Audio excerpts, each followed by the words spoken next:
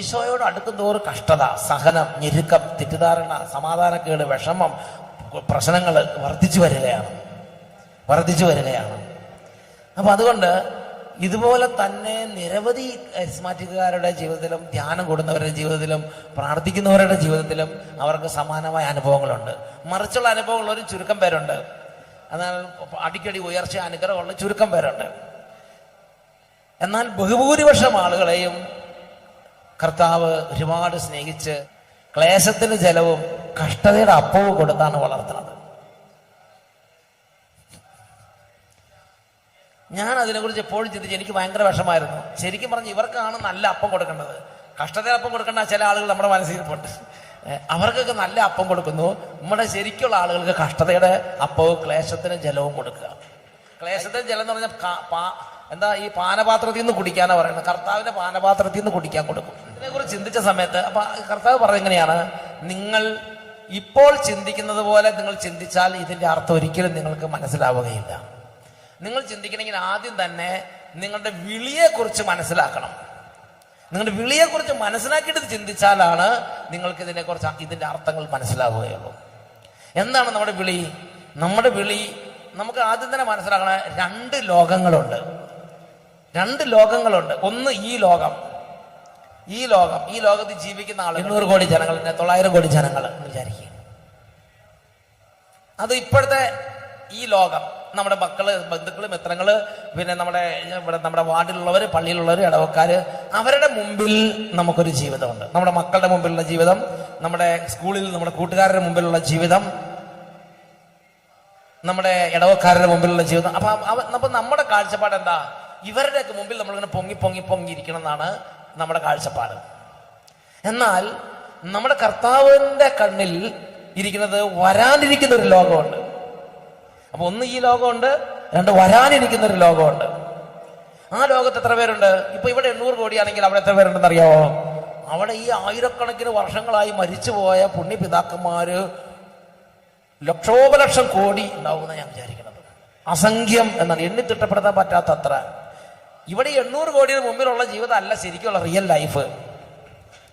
കോടാനുകോടി, ലക്ഷോപലക്ഷം കോടി ജനങ്ങളുള്ള വരാനിരിക്കുന്ന ലോകമുണ്ട്.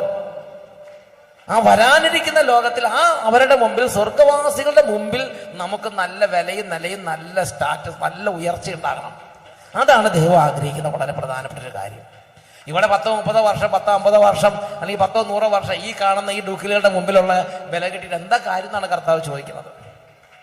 എന്നാൽ ലക്ഷോപലക്ഷം കോടിക്കണക്കിനുള്ള അസംഖ്യം, എണ്ണിത്തിട്ടപ്പെടുത്താൻ പറ്റാത്ത അത്ര ജനങ്ങളുള്ള വരാനിരിക്കുന്ന ലോകത്ത് കോടാനുകോടി വർഷങ്ങളുള്ള ജീവിതത്തിലേക്ക് നമ്മളുടെ പേര് ലിസ്റ്റ് ചെയ്ത് കഴിഞ്ഞാൽ, നമ്മുടെ പേര് എൻ്റർ ചെയ്ത് കഴിഞ്ഞാൽ, പിന്നെ അവിടേക്കുള്ള നിക്ഷേപങ്ങൾ കർത്താവ് തന്നെ എന്നോട് ഇഷ്ടമുള്ള, എൻ്റെ കർത്താവിൻ്റെ ഇഷ്ടമാണ്, എൻ്റെ കർത്താവിൻ്റെ താല്പര്യമാണ് എനിക്ക് അവിടെ നല്ല നിലയും വില ഉണ്ടാകണം, എനിക്ക് അവിടെ നല്ല നല്ല സ്റ്റാറ്റസ്, നല്ല ഉയർന്ന സ്ഥിതി ഉണ്ടാകണം എന്നത് ഞാൻ ആഗ്രഹിക്കുന്നേക്കാൾ എൻ്റെ കർത്താവാണ് ആഗ്രഹിക്കുന്നത്. ലേഖനം 3-ാം അധ്യായം 19-20 വാക്യങ്ങൾ. ഇവിടെ നമ്മൾ ഇങ്ങനെയാണ് കാണുന്നത്: നാശമാണ് അവരുടെ അവസാനം, ഉദരമാണ് അവരുടെ ദൈവം.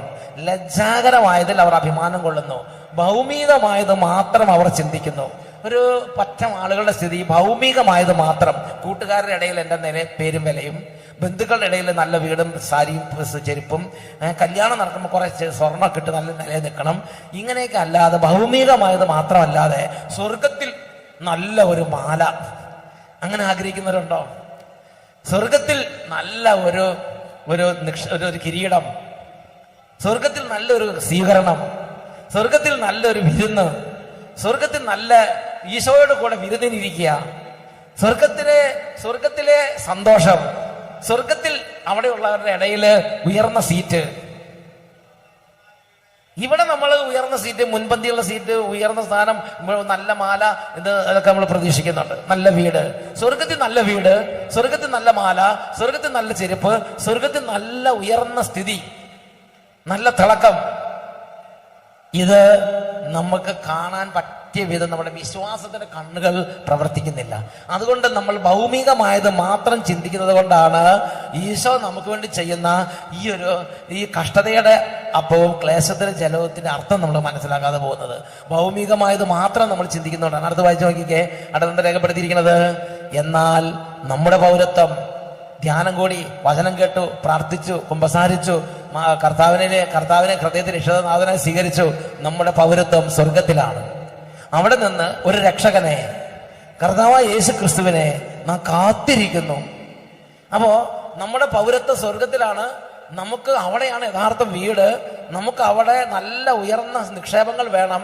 അവിടെ ചെന്ന് കഴിഞ്ഞാൽ നമുക്ക് ഒത്തിരി നിക്ഷേപമുള്ള, അവിടെ വലിയ സമ്പന്നന്മാരായി, അവിടുത്തെ വലിയ ധനികന്മാരായി നമ്മൾ അറിയപ്പെടണം എന്ന് ആഗ്രഹിക്കുന്ന ഈശോ ഈ ഭൂമി ജീവിച്ചിരിക്കുന്ന കാലത്ത് അവിടെയുള്ള നമ്മുടെ സമ്പത്ത്, ധനം, നമ്മളെ ധനികനാക്കാൻ ഈശോ അനുഗ്രഹിച്ച് ഈ ഭൂമിയിൽ നമുക്ക് വേണ്ടി ഈശോ സാഹചര്യങ്ങൾ ഒരുക്കുകയാണ്.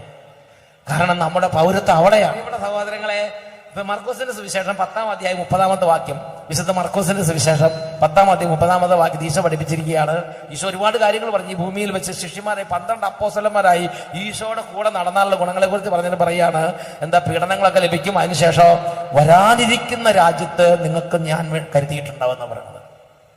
ഇവിടെ വെച്ച് കുറച്ചൊക്കെ കിട്ടും. പക്ഷെ വരാനിരിക്കുന്ന രാജ്യത്ത്, വരാനിരിക്കുന്ന ഒരു രാജ്യമുണ്ട്, വരാനിരിക്കുന്ന ഒരു യുഗമുണ്ട്, വരാനിരിക്കുന്ന കാലമുണ്ട്. വരാനിരിക്കുന്ന കാലം എന്ന് പറഞ്ഞ എന്താ അർത്ഥം? വരാനിരിക്കുന്ന യുഗം എന്ന് പറഞ്ഞ എന്താ അർത്ഥം? മക്കളെന്ന് ഉറക്കെ പറയാവോ? ഏതാ വരാനിരിക്കുന്ന യുഗം എന്ന് പറഞ്ഞ ഏതാ? അറിയില്ല. മരിച്ച് മരണത്തിനും അപ്പുറത്ത് നമുക്ക് കൈവരാൻ പോകുന്ന ഒരു കാലമുണ്ട്, വരാനിരിക്കുന്ന കാലം. തിമോത്തി 4:8. അവിടെ എന്താണ് ദൈവത്തിന്റെ വചനത്തിൽ പഠിപ്പിക്കണം എന്നറിയാവോ?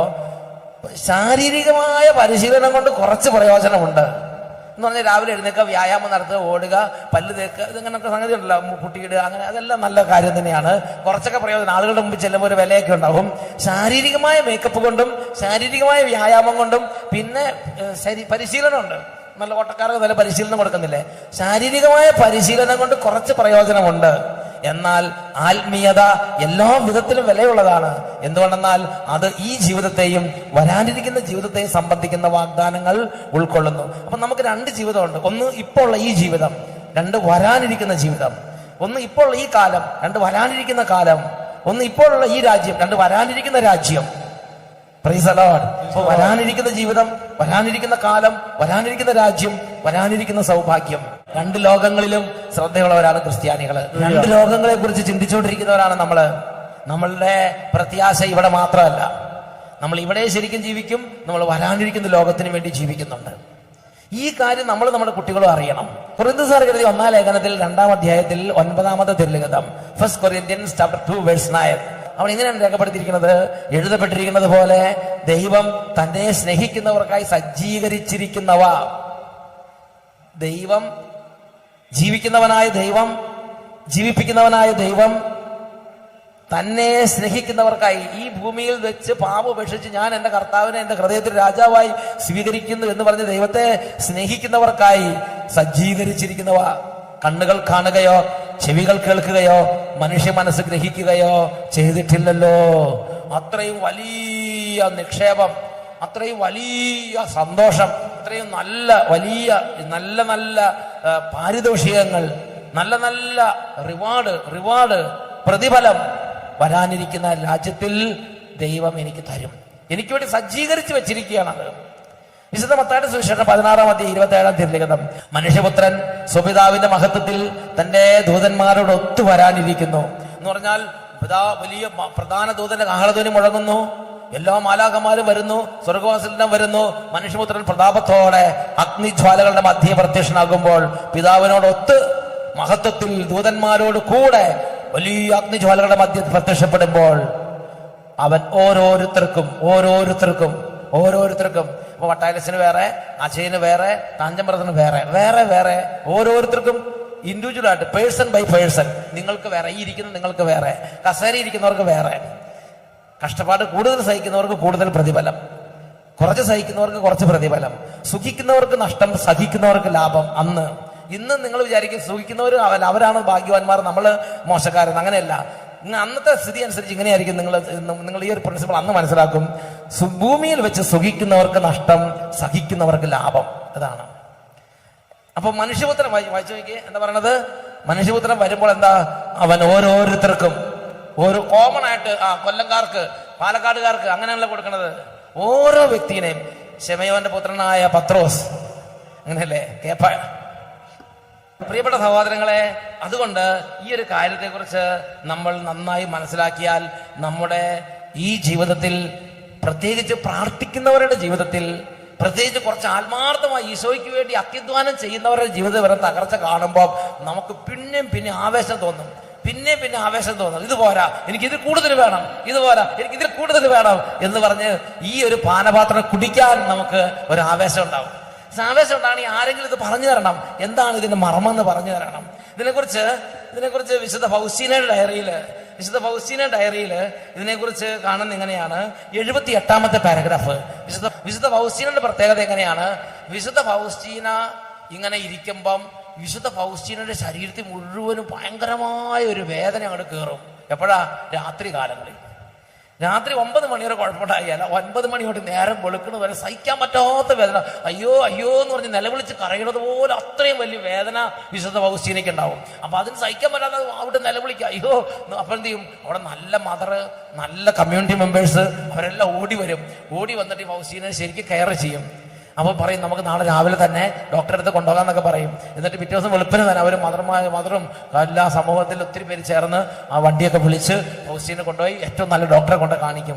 ഡോക്ടർ പരിശോധിച്ച് നോക്കുമ്പോഴേ യാതൊരു കുഴപ്പമില്ല, ഒരു രോഗം കാണുന്നില്ലെന്ന് പറഞ്ഞ് ഡോക്ടർ മടക്കി അയക്കും. അപ്പം പകൽ വരെ ഒരു കുഴപ്പമില്ല, ഫൗസ്റ്റീൻ അങ്ങനെ നന്നായിട്ട് എല്ലാ കാര്യമൊക്കെ ചെയ്ത് അങ്ങനെ ഇരിക്കും. രാത്രിയായ ഫൗസ്റ്റീനെ തുടങ്ങും. അങ്ങനെ ഒരു കുറച്ച് ദിവസം കഴിയുമ്പോൾ എന്തായിരിക്കും ഫൗസ്റ്റീനയുടെ സ്ഥിതി? ഫൗസ്റ്റീന പറഞ്ഞാൽ ശരീരത്തിലും എനിക്ക് സ്വൈര്യമില്ല, സമൂഹത്തിലുള്ള വിലയും പോയി. സമൂഹത്തിൽ എന്താ പറയണത്? ഇങ്ങനെ പിന്നെ ഇങ്ങനെ ഒരാഴ്ചയൊക്കെ അവർ നോക്കും. അത് കഴിഞ്ഞ് പിന്നെ ഇങ്ങനെ ആണെങ്കിലോ പകല് രോഗമില്ല, ഡോക്ടറെ ചിലപ്പോൾ രോഗമില്ല, എന്നാൽ രാത്രി കിടന്ന് ബഹളാണെങ്കിലോ. അപ്പൊ അവര് പറയാം, അതെ അത് ഓക്കെ, നമുക്ക് മനസ്സിലായിട്ടുണ്ട് എന്ന് പറഞ്ഞ് അങ്ങനെ ഇതാക്കുള്ളൂ. അപ്പൊ സമൂഹത്തിലുള്ള സർവ്വ വിലയും പോകും. സമൂഹത്തിൽ നമ്മുടെ നല്ല വിലയോ നല്ല അഡ്രസ്സൊക്കെ കണ്ട് പോകും. സമൂഹത്തിൽ നമ്മളൊരു കള്ളിയെ പോലെയായി മാറും. സമൂഹത്തിൽ നമ്മളൊരു ഡ്യൂപ്ലിക്കേറ്റ് പോലെയും ഒരു എന്താ പറയുന്നത്, നമ്മളൊരു തട്ടിപ്പുകാരനെ പോലെയായിട്ട് ചിന്തിക്കാൻ തുടങ്ങും. ഒരു തട്ടിപ്പുകാരി അല്ലെങ്കിൽ തട്ടിപ്പുകാരൻ. അപ്പൊ അതുകൊണ്ട് ഇങ്ങനെ ചെയ്ത സമയത്ത് ഈ ഫൗസ്റ്റീനാമ്മ പറയാണ്, എനിക്ക് പ്രാർത്ഥിക്കാൻ വന്നിരുന്ന പ്രാർത്ഥിക്കാൻ പോലും പറ്റണില്ല. കാരണം ഫൗസ്റ്റീനയ്ക്ക് മനസ്സിലാണല്ലോ ഇത് എന്താന്ന്. മനസ്സാവാചാ അറിഞ്ഞിട്ട് ചെയ്യുന്നില്ല, പക്ഷെ ഇതിങ്ങനെയാണ് സംഭവിച്ചുകൊണ്ടിരിക്കുന്നത്. അതുകൊണ്ട് പ്രാർത്ഥിക്കാൻ പോലും പറ്റണില്ല. അപ്പൊ ഈശോ പറയുന്നതാണ്, വായിച്ചു നോക്കിക്കേ. ദൈവം ഒരാത്മാവിന് ഇപ്രകാരം വലിയ സഹനങ്ങൾ അയക്കുമ്പോൾ അതിനെ അതിജീവിക്കാനുള്ള വലിയ കൃപകളും അവിടെ നിന്ന് കൊടുക്കുന്നു. അത് നമ്മൾ മനസ്സിലാക്കുന്നില്ലെന്നേ ഉള്ളൂ. ആ സമയങ്ങളിൽ ചെയ്യുന്ന ഒരു ശരണത്തിന്റെ പ്രവൃത്തി വഴി ദൈവത്തിന് വലിയ മഹത്വം ലഭിക്കുന്നു. അപ്പൊ നമ്മൾ ദൈവമേ നീ നല്ലവനാണെന്ന് ആ സമയത്ത് പറഞ്ഞാൽ മതി. ആ സമയത്ത് നമ്മൾ ദൈവത്തോട് പോലും ദൈവം പോലും എൻ്റെ കൂടെ ഇല്ലെന്നൊക്കെ പറയാൻ നിൽക്കും. അതാണ് നമ്മുടെ കുഴപ്പം. ആ സമയത്ത് പറഞ്ഞത് ദൈവം നല്ലവനാണ്, ദൈവം ദോഷമായിട്ടൊന്നും ചെയ്യുകയില്ല, ദൈവ തിരുനാമം വാഴ്ത്തപ്പെടട്ടെ. ഇങ്ങനെ പറയണത് നമ്മുടെ ആത്മാവിന്റെ ഗ്ലോറി, നമ്മുടെ ആത്മാവിന്റെ പ്രഭ, നമ്മുടെ ആത്മാവിന്റെ ഗ്രേറ്റ്നെസ് ഭയങ്കരമായിട്ട് അങ്ങോട്ട് വർദ്ധിക്കും. ദൈവസ്നേഹം കൂടെ നമ്മൾ മൂടും. പക്ഷെ അങ്ങനെ പറയാൻ പറ്റണം. അതിന് ദൈവം തന്നെ നമുക്ക് ആത്മീയമായ ചില പരിശീലനം തരും. അത് ആഗ്രഹിക്കുന്നവർക്കും ആഗ്രഹിക്കാത്തവർക്കൊക്കെ ദൈവം നിങ്ങളെ സ്നേഹിക്കുന്നുണ്ടെങ്കിൽ നിങ്ങളുടെ പേര് എൻ്റർ ചെയ്താൽ ഉടനെ കിട്ടാൻ തുടങ്ങും. അതിനുശേഷം ഈശോ പറഞ്ഞു കൊടുക്കുന്ന കാര്യമുണ്ട്, അതെനിക്ക് ഭയങ്കര ഇഷ്ടപ്പെട്ടിട്ടുണ്ട്. ഈശോ എന്താ പറഞ്ഞു കൊടുക്കുന്നത് അറിയാ? സമാശ്വാസത്തോടെ എന്ന് പറഞ്ഞാൽ പ്രാർത്ഥിക്കുമ്പോൾ ഒരു വരൾച്ചയില്ല, ഒരു മരുഭൂമി അനുഭവം ഒന്നുമില്ല. പ്രാർത്ഥിക്കുമ്പോഴേക്കും മാലാഖ വന്ന് ചിറകടിക്കുന്നു, പ്രാർത്ഥിക്കുമ്പോഴേക്കും പരിശുദ്ധാത്മാവ് എല്ലാം കൂടെ തീയായിട്ട് ഇങ്ങനെ വന്ന് ചുറ്റിന് നിൽക്കുന്നു. അങ്ങനെ സമാശ്വാസത്തോടെ ഒരുപാട് അനുഭവങ്ങളോടെ ഇങ്ങനെ പ്രാർത്ഥിക്കുമ്പോൾ ഇലക്ട്രിക് ഷോക്ക് ഉണ്ടാകുന്നു, ഇങ്ങനെ ഇങ്ങനെ പൊങ്ങിപ്പോകുന്നു. അങ്ങനെ പ്രാർത്ഥിക്കുമ്പോൾ വലിയ അനുഭവങ്ങളോടും വലിയ അനുഭൂതികളോടും സമാശ്വാസത്തോടും കൂടെ മണിക്കൂറുകൾ പ്രാർത്ഥിക്കുമ്പോൾ ഉണ്ടാകുന്നതിനേക്കാൾ ഏറെ ഫലമുണ്ട് ഈ ഇങ്ങനെ അന്ധകാരത്തിൽ ഇരിക്കുമ്പോൾ 1 മിനിറ്റ് പ്രാർത്ഥിച്ചാൽ മതി. ദൈവമേ എന്നൊന്ന് വിളിച്ചാൽ മതി ശരണത്തോടു കൂടെ. അതിന് ഒരു ദിവസം മുഴുവനും ഇരുന്ന് അനുഭവത്തോടെ പ്രാർത്ഥിക്കുന്നതിനേക്കാൾ വിലയുണ്ടെന്നാണ് പറയുന്നത്. അതായത് നിങ്ങൾ അട്ടപ്പാടി സിയോനി വന്ന് ഒരു ദിവസം മുഴുവനും നല്ല അനുഭവത്തിൽ ഇങ്ങനെ നല്ല തീയായിട്ട് ഇങ്ങനെ നിൽക്കുമ്പോൾ ഉള്ളതിനേക്കാൾ പ്രതിഫലമുണ്ട് നിങ്ങൾ വീട്ടിൽ ഇങ്ങനെ കർത്താവിന് വേണ്ടി ആത്മാർത്ഥമായി നിന്നിട്ട് എല്ലാവരാലും തെറ്റിദ്ധരിക്കപ്പെട്ട് എല്ലാവരാലും ചീത്ത വിളിക്കപ്പെട്ട് നിങ്ങൾക്ക് പ്രാർത്ഥിക്കാനും പറ്റുന്നില്ല. അങ്ങനെ നിങ്ങൾ വിഷമിച്ചിരിക്കുന്ന സമയത്ത് ദൈവമേ ഞാൻ അങ്ങയെ സ്നേഹിക്കുന്നു, അങ്ങനെ മനസ്സിലാക്കിയാൽ മതി. ഇതൊക്കെ ഞാൻ സന്തോഷത്തോടെ എടുത്തോളാം. അങ്ങനെ ഒരു വാക്ക് പറഞ്ഞാൽ മതി. ഒരു ദിവസം മുഴുവൻ ഇരുന്ന് പ്രാർത്ഥിക്കുന്നേക്കാളും സ്വർഗത്തിൽ ഗ്രേറ്റ്നെസ്, ഗ്ലോറി നിങ്ങളുടെ ആത്മാവിൽ ചൊരിയപ്പെടും. നിങ്ങൾ വായിച്ചു നോക്കിയത് അത് വായിക്കുന്നതാണ്. വലിയ മണിക്കൂറുകൾ നീണ്ടു നിൽക്കുന്ന സമാശ്വാസത്തിന്റെ ദൈവാനുഭവത്തിന്റെ പ്രാർത്ഥനകളെക്കാൾ ഒരു മിനിറ്റ് ആണെങ്കിൽ ഒരു മിനിറ്റ് ഈ കയ്പ് നിറഞ്ഞ പാനപാത്രം കുടിച്ചിട്ട് ദൈവമേ നന്ദി എന്ന് പറഞ്ഞാൽ അതിനുണ്ട്. ദൈവം ഒരാത്മാവിനെ അന്ധകാരത്തിൽ സൂക്ഷിക്കുന്നതിന് ആഗ്രഹിക്കുന്നെങ്കിൽ ഒരു പുസ്തകത്തിനോ ഏതെങ്കിലും ഒരു കുമ്പസാരക്കാരനോ ആ ആത്മാവിനെ പ്രകാശത്തിലേക്ക് നയിക്കുവാൻ സാധിക്കുകയില്ല. ആ ആത്മാവിനെ കുറിച്ച് നല്ല കാര്യങ്ങൾ എന്ന് പറഞ്ഞാൽ ആരും വിശ്വസിക്കുകയില്ല. ദൈവം ഒരാത്മാവിനെ അന്ധകാരത്തിൽ സൂക്ഷിക്കാൻ ആഗ്രഹിക്കുന്നുണ്ടെങ്കിൽ ആര് പറഞ്ഞാലും ആളുകളുടെ തെറ്റിദ്ധാരണ മാറില്ല, വീട്ടുകാരുടെ തെറ്റിദ്ധാരണ മാറില്ല. നമുക്ക് തന്നെ സംശയമാവും നമ്മൾ എന്താണ് ഈ കാണിക്കണേന്ന്. അത് ദൈവം അങ്ങനെ. അപ്പോൾ നമ്മൾ ഇങ്ങനെ ചെയ്താൽ ശരണം ചെയ്താൽ മതി. ശരണത്തിന്റെ പ്രവൃത്തികൾ വാക്കുകൾ പറയുകയും ചെയ്യുകയും ചെയ്താൽ മതി. വെറുതെ ഒന്നും വാക്ക് പറയാൻ പറ്റുന്നില്ലെങ്കിൽ കുരിശ് വരയ്ക്കുക, അല്ലെങ്കിൽ ചുണ്ടയിലൊക്കെ കുരിശ് വരയ്ക്കുക, അല്ലെങ്കിൽ ബൈബിൾ ഇറക്കി കാണുമ്പോൾ എടുത്ത് ചുംബിക്കുക. ചില വിശുദ്ധന്മാരൊക്കെ അങ്ങനെയൊക്കെയാണ് ചെയ്തിരുന്നത്. ഇനി പ്രാർത്ഥിക്കാൻ പറ്റുന്നവരുണ്ടെങ്കിൽ പറയുന്നത് ദൈവമേ ഞാൻ അങ്ങേക്ക് നന്ദി പറയുന്നു, എനിക്ക് മനസ്സിലാകുന്നില്ല, പക്ഷെ ഇതിനകത്ത് നന്ദി പറയുന്നു, ഇത് നല്ലതാണെന്ന് ഞാൻ കേട്ടിട്ടുണ്ട് എന്ന് പറഞ്ഞിട്ട് നന്ദി പറഞ്ഞാൽ മതി. ബാക്കി ദൈവം ചെയ്തോളും. എപ്പോഴും പറയുന്നത് ഇങ്ങനെയാണ്, ദൈവം ദോഷമായിട്ടൊന്നും ചെയ്യുകയില്ല. ദൈവം ഒരു കാര്യം ചെയ്യുന്നുണ്ടെങ്കിൽ എന്നേക്കാൾ അറിവുള്ള ദൈവം നല്ലത് മാത്രമേ ചെയ്യുള്ളൂ. ദൈവത്തിന് തെറ്റ് പറ്റുകയില്ല. ഈ 2-3 കാര്യങ്ങൾ എപ്പോഴും പറഞ്ഞുകൊണ്ടിരിക്കണം. ഒന്ന്, ദൈവത്തിന് ഒരിക്കലും തെറ്റ് പറ്റില്ല. 2, ദൈവം ദോഷമായിട്ടൊന്നും ചെയ്യുകയില്ല. 3, എന്നേക്കാൾ കൂടുതൽ അറിവ് ദൈവത്തിനുണ്ട്. അറിവുള്ളവനായ ദൈവം ഏറ്റവും നല്ലതാണ് എനിക്ക് വേണ്ടി ചെയ്തുകൊണ്ടിരിക്കുന്നത്. ഇങ്ങനെ 3 കാര്യങ്ങൾ പറഞ്ഞുകൊണ്ടിരിക്കണം. വിശുദ്ധ ഫൗസ്റ്റീന 90-ാമത്തെ പാരഗ്രാഫിൽ പറഞ്ഞ വേറൊരു കാര്യമുണ്ട്. അതായത് വിശുദ്ധ ഫൗസ്റ്റീന നോക്കുമ്പോൾ വിശുദ്ധ ഫൗസ്റ്റീൻ്റെ കുമ്പസാരക്കാരനായ അച്ഛൻ്റെ ജീവിതത്തിൽ ഭയങ്കര സഹനങ്ങൾ. ഈ സഹനങ്ങളെല്ലാം കൂടെ ഇങ്ങനെ കണ്ടപ്പോൾ വിശുദ്ധ ഫൗസ്റ്റീനയ്ക്ക് പേടിയായി. വിശുദ്ധ ഫൗസ്റ്റീനയ്ക്ക് മാത്രമല്ല, ആത്മാർത്ഥമായി ദൈവത്തെ സ്നേഹിക്കാനും ശുശ്രൂഷിക്കാനും ആഗ്രഹിക്കുന്ന ഒരു അച്ഛനായിരുന്നു ഈ വിശുദ്ധ ഫൗസ്റ്റീനയുടെ കുമ്പസാരക്കാരൻ. അപ്പോൾ ഈശോ ഒരു ദിവസം ഈ ഫൗസ്റ്റീനയുടെ അച്ഛനോട്, കുമ്പസാരക്കാരൻ അച്ഛനോട് ഈശോ പ്രത്യക്ഷപ്പെട്ട് ഈശോ നേരിട്ട് ശക്തമായി ഇൻസ്പിറേഷൻ കൊടുത്തു. ഇന്ന കാര്യങ്ങളൊക്കെ രൂപത ചെയ്യണമെന്ന് പറഞ്ഞു. അപ്പോൾ അച്ഛൻ രൂപത കാര്യങ്ങൾ ചെയ്യാൻ വേണ്ടി നേരെ ചെന്ന് ബിഷപ്പിനോട് പറഞ്ഞു, മറ്റച്ഛന്മാരോടും പറഞ്ഞു. അപ്പോൾ ഈശോ എന്ത് ചെയ്തു? ഈശോ അപ്പുറത്ത് കൂടെ ചെന്നിട്ട് ഈ ബിഷപ്പിനോട് പറഞ്ഞു, ഈ അച്ഛനെ സൂക്ഷിക്കണം, ഈ അച്ഛന് തട്ടിപ്പുകാരനാണ്, അല്ലെങ്കിൽ ഈ അച്ഛനെ മറ്റച്ഛന്മാരുടെ ഉള്ളിൽ ഒരു നെഗറ്റീവ് ചിന്ത ഈ അച്ഛനെ കുറിച്ച്. അപ്പോൾ എന്താ, ഭയങ്കരമായ സഹനം ഈ അച്ഛനുണ്ടാവും, ഉറപ്പാണ്. അപ്പോൾ ഇത് വിശുദ്ധ ഫൗസ്റ്റീന കാണുകയാണ്. ഉടനെ വിശുദ്ധ ഫൗസ്റ്റീന ഈശോ ചോദിച്ചു, കർത്താവേ അങ്ങ് തന്നെയാണ് എന്റെ കുമ്പസാരക്കാരൻ അച്ഛനോട് ഇത് ചെയ്യാൻ പറയുന്നത്, അങ്ങ് തന്നെയാണ് രൂപത പോയി മറ്റെല്ലാ അച്ഛന്മാരെ ഈ അച്ഛനെതിരായിട്ട് തിരിക്കുന്നത്, ഇതെന്താണ് ഇതിന്റെ മെക്കാനിസം എന്താണെന്ന് ചോദിച്ചു. അപ്പോൾ ഈശോ പറഞ്ഞു കൊടുക്കുന്നതാണ് 90-ാമത്തെ പാരഗ്രാഫിൽ വിശുദ്ധ ഫൗസ്റ്റീന എഴുതി വെച്ചിരിക്കുന്നത്. വിശുദ്ധ ഫൗസ്റ്റീന പറഞ്ഞെങ്ങനെയാണ്, ഒരു ദിവസം എന്റെ കുമ്പസാരക്കാരൻ എത്രമാത്രം സഹിക്കണമെന്ന് ഞാൻ ആന്തരികമായി മനസ്സിലാക്കി. സുഹൃത്തുക്കൾ ഉപേക്ഷിച്ചു പോകും, എല്ലാവരും അങ്ങേക്കെതിരായും, അങ്ങയുടെ ശരീരശക്തി ക്ഷയിക്കും. അടുത്തത്, സഹനത്തിന്റെ ചക്കിലേക്ക് കർത്താവ് എടുത്തെറിഞ്ഞ ഒരു മുന്തിരിക്കൊല പോലെയാണ് അങ്ങെന്ന് ഞാൻ കണ്ടു. അവിടുന്ന് ചെയ്യാൻ ആവശ്യപ്പെടുന്ന കാര്യങ്ങൾക്ക് അവിടുന്ന് തന്നെ ദൈവം തന്നെ അദ്ദേഹത്തിന് മാർഗതടസ്സം വരുത്തുന്നത് ഞാൻ കണ്ടു. അദ്ദേഹത്തോട് ഇപ്രകാരം പ്രവർത്തിക്കുന്നത് എന്തുകൊണ്ടാണെന്ന് ഞാൻ ചോദിച്ചു. കർത്താവ് പറഞ്ഞു, ഈ പ്രവൃത്തി എന്റേതാണെന്ന് സാക്ഷ്യപ്പെടുത്താനാണ് ഞാൻ ഇപ്രകാരം പ്രവർത്തിക്കുന്നത്. അടുത്തത്, ഒന്നിനെയും ഭയപ്പെടേണ്ട എന്ന് അവനോട് പറയുക, രാവും പകലും എന്റെ കടാക്ഷം അവന്റെ മേലുണ്ട്. ഈ പ്രവൃത്തി കൊണ്ട് രക്ഷ പ്രാപിക്കുന്ന ആത്മാക്കളുടെ എണ്ണം അനുസരിച്ചുള്ള കിരീടങ്ങൾ കൊണ്ട് അവന്റെ കിരീടം ഞാൻ രൂപപ്പെടുത്തും. ഒരു പ്രവൃത്തിയുടെ വിജയത്തിനല്ല, അതിനുവേണ്ടിയുള്ള സഹനത്തിനാണ് സ്വർഗത്തിൽ കിരീടങ്ങൾ കിട്ടുക. നമ്മളിപ്പോ ധ്യാന കൺവെൻഷൻ നടത്തിയാൽ വിജയമായി, ഇതിനല്ല കിരീടം കിട്ടാൻ പോണത്. ഈ കൺവെൻഷന് വേണ്ടി എത്രമാത്രം കഷ്ടപ്പെട്ടു, എത്രമാത്രം നഷ്ടപ്പെടുത്തി, എത്രമാത്രം വേദന സഹിച്ചു, എത്രമാത്രം തെറ്റിദ്ധാരണകൾക്ക് ഇരയായി, എത്രമാത്രം സാമ്പത്തികമായി നഷ്ടപ്പെട്ടു പോയി, എത്രമാത്രം സുഖം നഷ്ടപ്പെട്ടു. ഈ കൺവെൻഷന് വേണ്ടി എത്രമാത്രം നിങ്ങൾ നഷ്ടപ്പെടുത്തിയോ, എത്രമാത്രം വേദന നിങ്ങൾ അനുഭവിക്കേണ്ടി വന്നുവോ, അതിനനുസരിച്ചുള്ള കിരീടങ്ങൾ, അതിനനുസരിച്ച് ആത്മാക്കൾ രക്ഷ പ്രാപിക്കും. അതിനനുസരിച്ചുള്ള കിരീടങ്ങൾ കൊണ്ട് ദൈവം നിങ്ങളെ സ്വർഗത്തിൽ നിങ്ങൾക്കായി കിരീടങ്ങൾ രൂപപ്പെടുത്തും. ദൈവരാജ്യത്തിന് ഈ രഹസ്യം വെളിപ്പെട്ട് കിട്ടിയാലാണ് ഇവിടെ നമുക്ക് ഈ കഷ്ടതയുടെ സമയത്ത് സന്തോഷത്തോടെ നിന്ന് ഇതെടുത്ത് ശുശ്രൂഷ ചെയ്യാൻ കഴിയുള്ളൂ. എനിക്ക് പലപ്പോഴും അങ്ങനെ പറ്റിയിട്ടില്ലെന്നുള്ളത് കാര്യം നിങ്ങൾക്ക് നേരിട്ട് കൊണ്ട് മനസ്സിലായിട്ടുള്ള വിഷയങ്ങളാണ്. ഉറക്കെ പറഞ്ഞേ ഹല്ലേലൂയ, പ്രൈസ് ദി ലോർഡ്. പക്ഷേ ദൈവം നിരന്തരം വീണ്ടും അവസരം തരും, പരിശീലിപ്പിക്കുകയാണ്. ആത്മീയമായ പരിശീലനം കൊണ്ട് കുറെ പ്രയോജനമുണ്ട്. ഈ ജീവിതത്തിൽ വരാനിരിക്കുന്ന ജീവിതത്തിൽ അത് നമ്മുടെ ഗ്ലോറി വർദ്ധിപ്പിക്കും. വിശുദ്ധ ഫൗസ്റ്റീന ഡയറിയിൽ 56 ആ പാരഗ്രാഫിൽ വിശുദ്ധ ഫൗസ്റ്റീനയുടെ ഈശോ വെളിപ്പെടുത്തി കൊടുക്കുന്ന മറ്റൊരു കാര്യം ഇതാണ് രേഖപ്പെടുത്തിയിരിക്കുന്നത്. എന്റെ കുമ്പസാരക്കാരിലൂടെ ദൈവം നിർവഹിക്കുന്ന ഈ ദൗത്യത്തിനായി അദ്ദേഹം എത്രമാത്രം സഹിക്കേണ്ടി വരുമെന്ന് ഞാൻ മനസ്സിലാക്കി. അത് കണ്ടപ്പോൾ ഒരു നിമിഷം ഞാൻ ഭയപ്പെട്ടു പോയി. ഞാൻ കർത്താവിനോട് പറഞ്ഞു, ഈശോയെ ഇത് അങ്ങയുടെ കാര്യമാണല്ലോ, എന്തുകൊണ്ടാണ് അങ്ങ് അച്ഛനോട് ഇങ്ങനെ പെരുമാറുന്നത്? അദ്ദേഹത്തോട് പ്രവർത്തിക്കാൻ കൽപ്പിക്കുമ്പോൾ തന്നെ അങ്ങ് തന്നെ പോയി തടസ്സങ്ങളും ഉണ്ടാക്കുന്നു എന്ന് എനിക്ക് തോന്നുന്നു.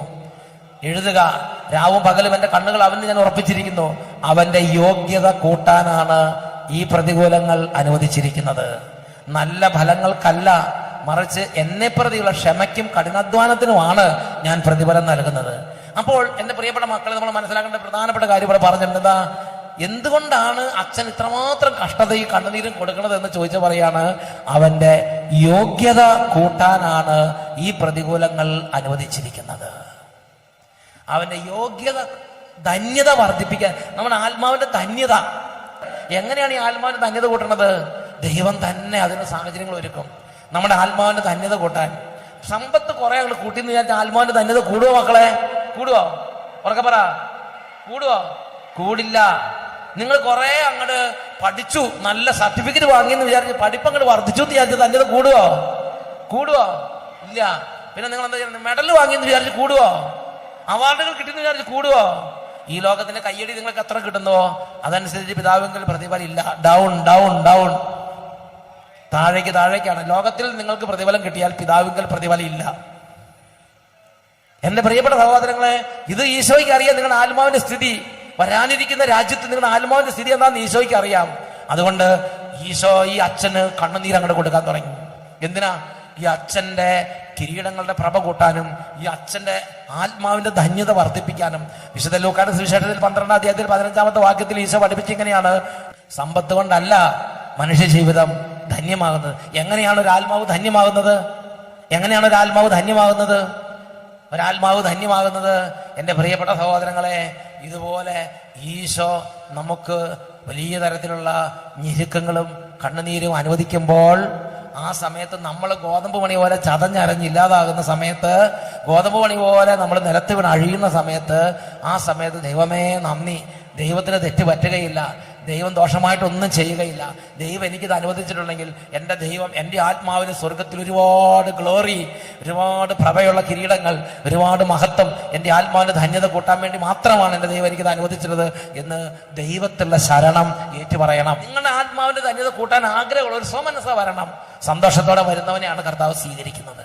അതുകൊണ്ട് ഇന്ന് നിങ്ങളുടെ മനസ്സുകൊണ്ട് പറയണം, കർത്താവേ, ഈ ആത്മീയ രഹസ്യങ്ങൾ മനസ്സിലാക്കി അവിടുന്ന് അനുവദിക്കുന്നതെല്ലാം സന്തോഷത്തോടെ വെൽക്കം ചെയ്യുന്ന നല്ല ഒരു സഹന, ഒരു കഷ്ടതയുടെ അപ്പവും ക്ലേശത്തിന്റെ ജലവും എൻ്റെ കർത്താവ് തരുമ്പം ഞാനൊരു കർത്താവ് ഒന്നിച്ച് അതിനെ എടുക്കുന്ന ഒരു മാനസിക പൗരുഷം തരണേന്ന് പറഞ്ഞ് പ്രാർത്ഥിക്കണം.